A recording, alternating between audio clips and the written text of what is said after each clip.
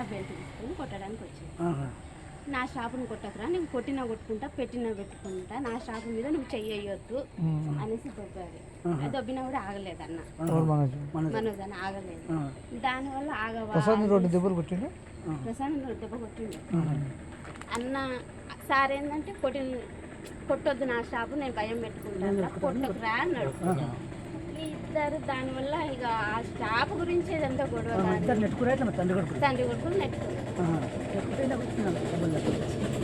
అసలు దెబ్బలు నాకు తెలిసి దెబ్బలు తగ్గలేదు, ప్రే చేసుకున్నారు అంతే. దెబ్బలు తగినంత ఇది ఏమి పాత ఉన్నాయి. అది ఇది ఒకటేసారి అన్నదమ్ములకు మంచి భర్తలు ఉన్నాయి.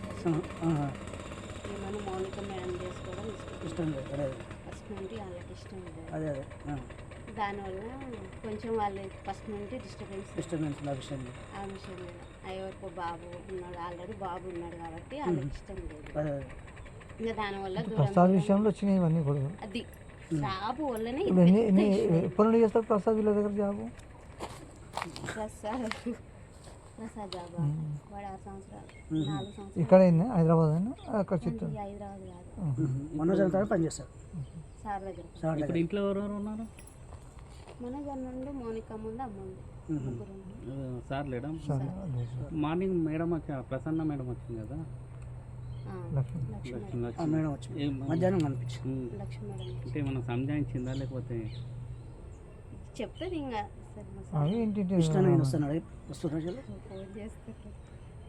మాట్లాడుకుంటారు. అన్న నా ఫోన్ అందరి ఫోన్ హ్యాండ్ ఓవర్ చేసుకున్నాడు, కానీ నా మీద నమ్మకం ఎక్కువ. నా ఫోన్ ఒక్కటే హ్యాండ్ ఓవర్ చేసుకున్నాడు. మాట్లాడు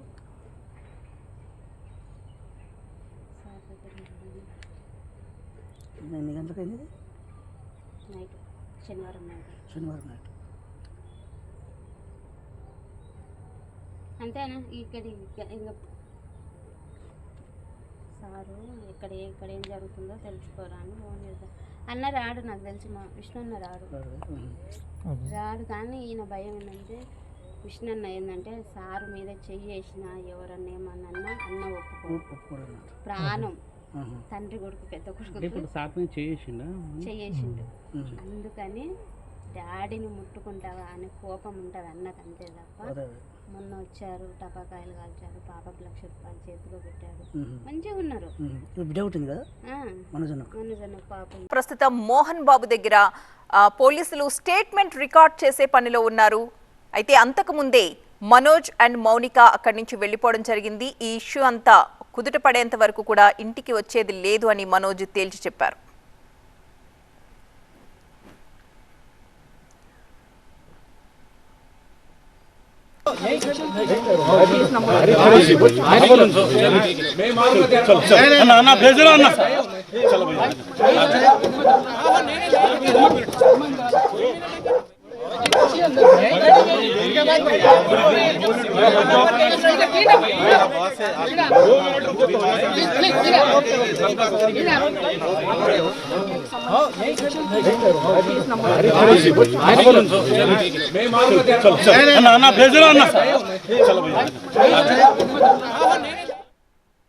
ఫ్యామిలీ వివాదంపై మంచు మనోజ్ స్పందించారు. సంచలన వ్యాఖ్యలు చేశారు ఆయన మీడియా ముందు.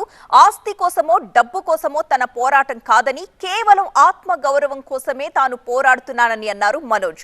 నా భార్య పిల్లల్ని కాపాడుకోవడానికే తన ప్రయత్నమని, భార్య పిల్లల్ని వివాదంలోకి లాగొద్దంటూ సూచించారు మంచు మనోజ్.